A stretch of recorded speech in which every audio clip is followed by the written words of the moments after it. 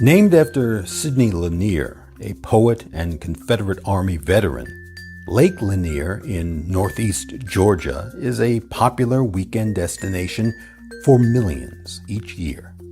The lake is located just between Gainesville and Beaufort. Did you know? Thoughtful face. Lynching in Forsyth County historical marker. On September 10, 1912, a 24-year-old black man named Rob Edwards was lynched and hung in downtown Cumming. During this era, deep racial hostility burdened black people with presumptions of guilt, often resulting in accusations that were unfounded and unreliable. On September 10th, Mr. Edwards and two black teenagers were arrested on suspicion of involvement in the fatal assault of a young white woman named Mae Crow. White residents of Forsyth County responded to the arrests and accusations by forming a mob of at least 2,000 participants. Storming the jail, the mob found Mr. Edwards in his cell, brutally beat him with a crowbar, and repeatedly shot him. The mob then dragged Mr. Edwards through the streets, where his mutilated body was hung in the town square and left on display. Mr. Edwards' lynching and the subsequent mob violence terrorized the remaining 1,098 black residents of Forsyth County, who fled the county in fear. The loss of black-owned property, in order to flee arbitrary mob violence, was common during this era, and Forsyth's black residents left behind their homes and farms to escape, taking with them only what they could carry.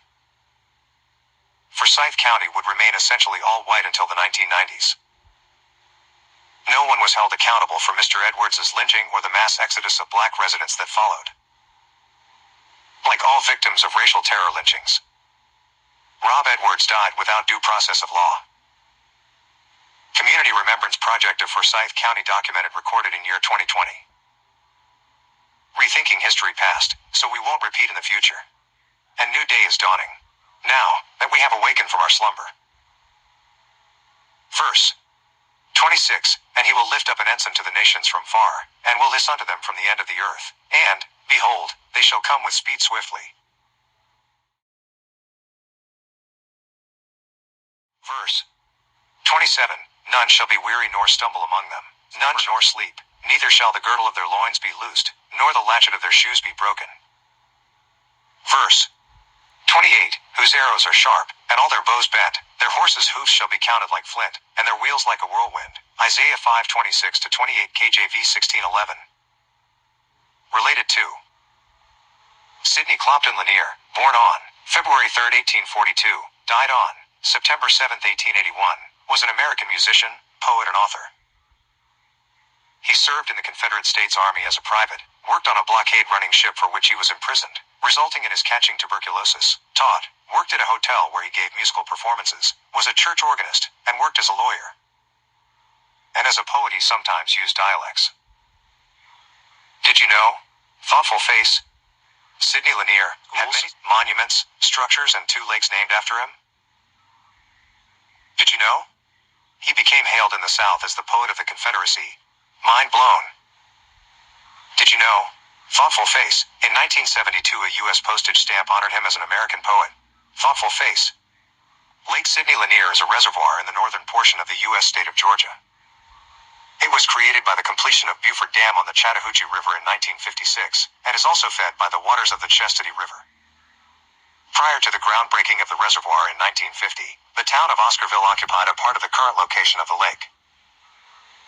Oscarville, a small community and the site of a 1912 lynching, which resulted in the forced displacement of all 1,100 black people from Forsyth County by the white residents.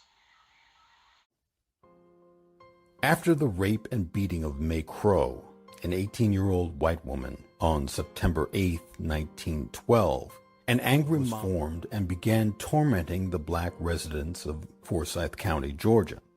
Some reports stated that the beating was so brutal that her eye was dislodged from her skull.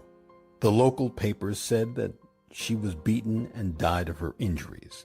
After her death, on September 23rd, the angry mob began burning black-owned churches, houses, and businesses.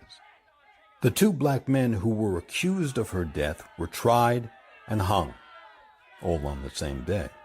The local media reported, "The crowd swelled to over 5,000 spectators.